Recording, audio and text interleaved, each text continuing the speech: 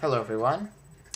This video is just to continue on the last video that I said I would make on politics, Canada, and US. Now, I said in that video I'd start a video talking about my socialist views.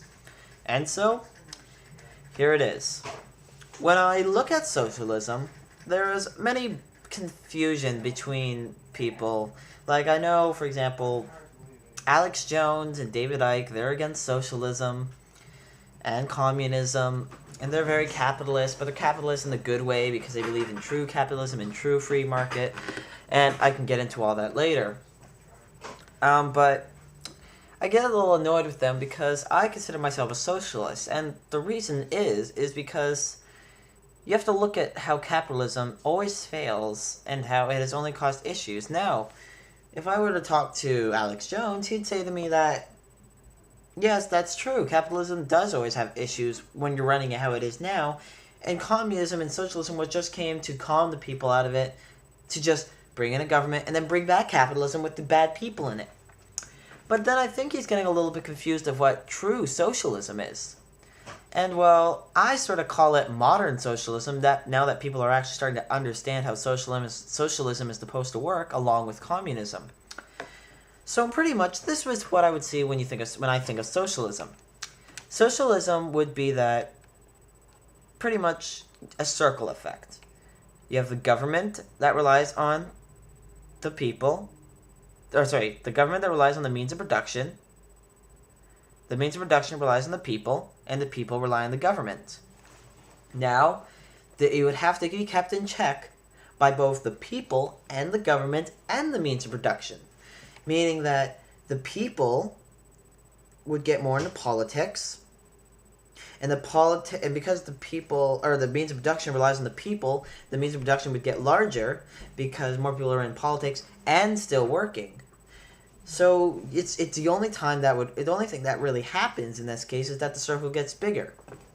And now, how would you come about to that when you're coming from a capitalist country? And it's pretty simple.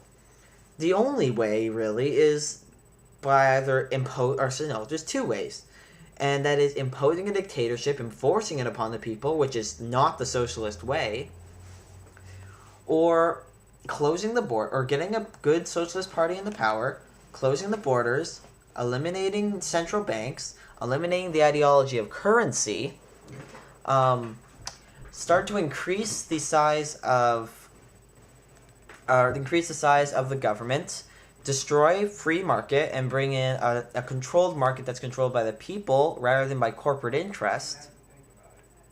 And from there, you'll have the people that controls the business. And when the people control the business, they control the government because the government relies on the business to keep the country in power.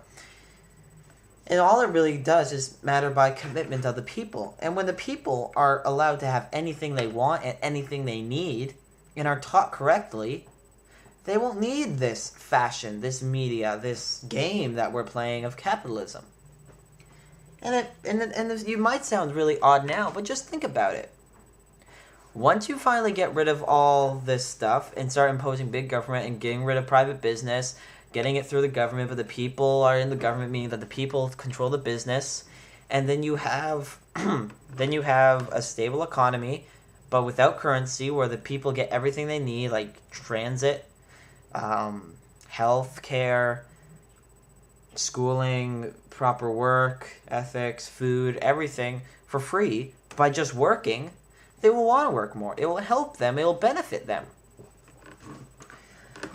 And then once you have all that and that in order, it's very simple. Throughout years, it would naturally fade out the government because the government would not be regulating the businesses, but the businesses are already be regulating by the people, which are in the government. So pretty much through years, the government and state will sort of fade out through that circle, and it'll just be the people and the means of production. It's bound to happen because it'll become so natural to the people to not need it. Now that is pretty much the simple views of socialism. And if you read the Communist Manifesto, read up on socialism, that is what socialism is. And that's why I get pissed off when I hear people calling Obama, Stalin, Mao socialists and communists. They just took the name and stuck it onto fascism and dictatorialism. So, but just think about that. Then also, for this point, okay, you might be a capitalist. Okay, I can't stop you from believing like that. But has capitalism really ever helped an economy? When capitalism comes into power, what's capitalism? Free market. Free market. The business allows to do whatever it needs to gain money. So that means it can manipulate the people it can manipulate their customers, and with all the stress and the work and put bad work hours on their employees, it will cause the richer to get richer, the poorer to get poorer. It'll cause stress. Obviously, for the people who are part of the movement, that capitalism will get rich because they want this. But it's just basically, this is the line. This is what happens with capitalism. See what happens? Some of them got higher, everyone else swooped down. That's what happens when you have capitalism. It's very simple. When with socialism, it's straight. Nothing bends, nothing moves. It's a straight line. So just think about that. Respond if you want. Leave comments, video, rate. Do whatever you want.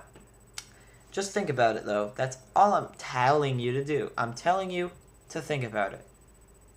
So that's it for this video. Peace out.